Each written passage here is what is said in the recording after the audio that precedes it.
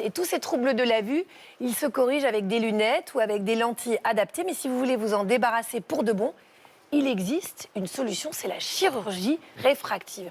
Imaginez-vous, vous êtes presbyte, vous réveillez un matin et vous voyez comme au premier jour. Une véritable révolution que nous présente le pionnier en la matière, c'est le chirurgien ophtalmologue Damien Gatinel que notre journaliste Marianne Moing a rencontré. Bonjour Damien Gatinel. Bonjour.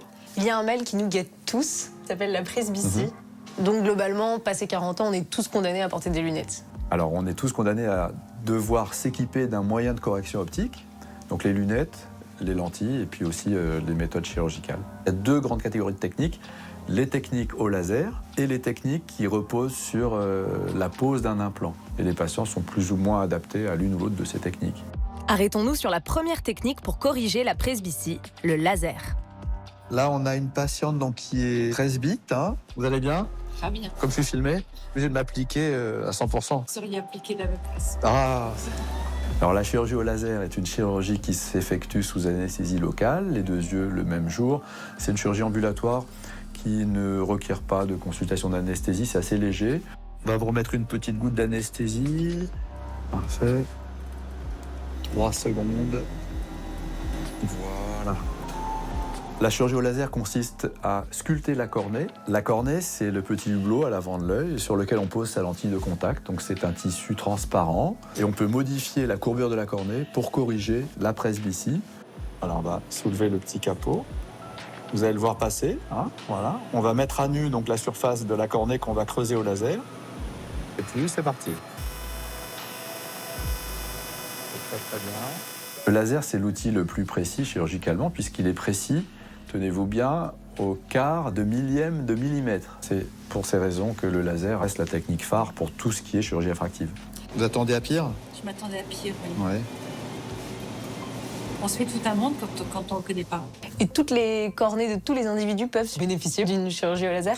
Non, toutes les cornées ne sont pas éligibles. Si la cornée est trop fine, si l'œil est sujet à la sécheresse oculaire marquée, on aura plutôt tendance à s'orienter vers une chirurgie avec pose d'implant.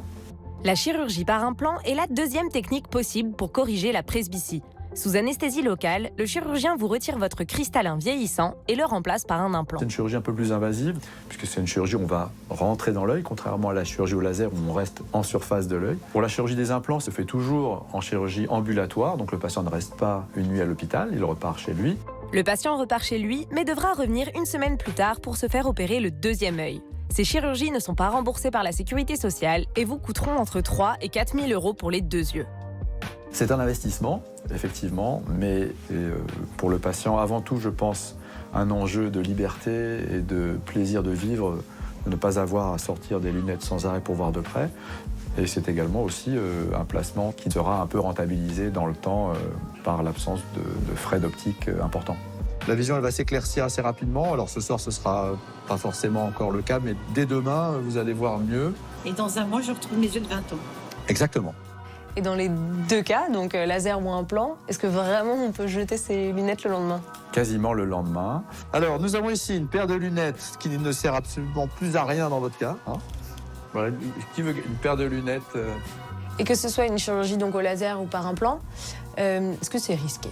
Alors, on a envie de dire en tant que chirurgien qu'il n'y a absolument pas de chirurgie qui ne soit pas risquée, mais là, pour ce domaine particulier, les risques sont très faibles. On peut avoir des effets indésirables, la sécheresse oculaire qui s'accentue un peu chez les patients qui en avaient une au préalable ou qui apparaît chez des gens qui n'en avaient pas. Merci beaucoup. C'est moi, merci. Alors on l'a vu avec ce reportage, les progrès en chirurgie réfractive sont absolument spectaculaires. Grâce à elle, on peut corriger définitivement tous les troubles de la vue, la presbytie, l'astigmatisme, la myopie et l'hypermétropie. Alors votre service au sein de l'hôpital Cochin, l'ophtalmopole, n'est pas en reste, professeur Brézin. Avec vos équipes, vous allez encore plus loin. Vous travaillez sur les 3 principales maladies oculaires responsables de la perte de vision après 50 ans, le glaucome, la DMLA et bien sûr la cataracte. Alors justement, parlez-nous des promesses qu'offre l'opération que vous proposez pour la soigner.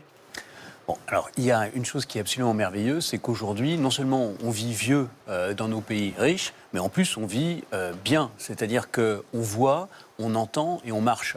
On entend parce qu'on s'est équipé, on sait faire des prothèses auditives. On marche parce qu'on sait faire des prothèses de hanche. Et on voit parce que ce qui était autrefois l'apanage du vieux, c'est-à-dire il voyait mal, eh bien, parce qu'on a presque tous, à un moment ou l'autre, la cataracte. La question, c'est est-ce qu'on va l'avoir à 60 ans, à 70, à 80 ou à 90 ?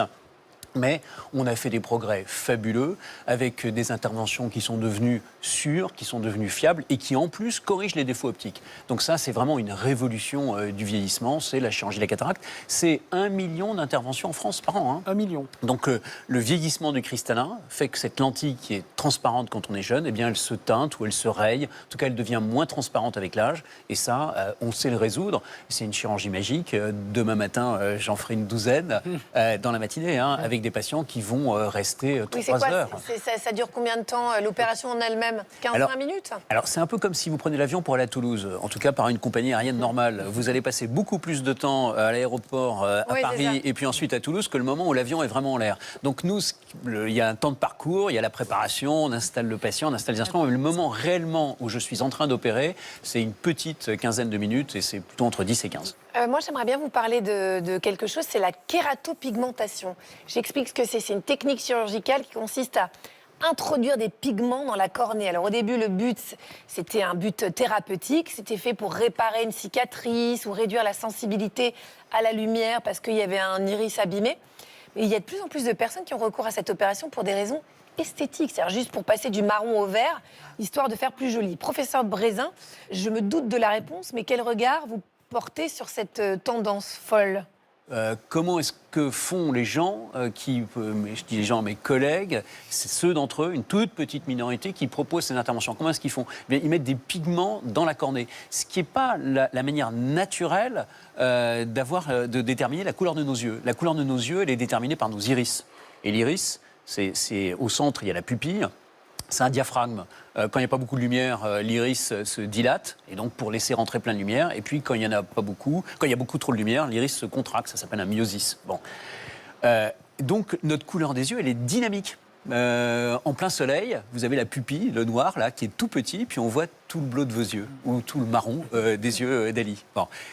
Si vous pigmentez la cornée, il n'y a pas cette dynamique. Vous avez un regard fixe sans une couleur qui bouge. Donc c'est pas beau. Ce qu'on voit dans les images, effectivement, ça fait peur ce regard. C'est pas beau. C'est pas beau. C'est pas humain. C'est artificiel. J'imagine que c'est pas anodin non plus quand même. C'est pas anodin pour plein de raisons. Donc on n'a plus la dynamique, c'est-à-dire ce côté de la pupille qui bouge, qui se dilate ou qui se contracte pour répondre à l'effet de la lumière. Et en plus, ça va masquer en fait une partie de l'examen de l'œil, puisque on a teinté, on a fait un tatouage en fait dans l'épaisseur de la cornée. C'est effrayant. Avec des pigments qu'on met aujourd'hui en 2025, mais qu'est-ce qu'ils deviendront en 2045, en 2065. Je trouve ça va baver les gars. Donc ça fait pas envie. Ça fait pas envie. Il y a des tas de recommandations de ce qu'on appelle nos sociétés savantes pour dire attention, n'y allez pas. Et malheureusement, certains y vont et j'en suis navré.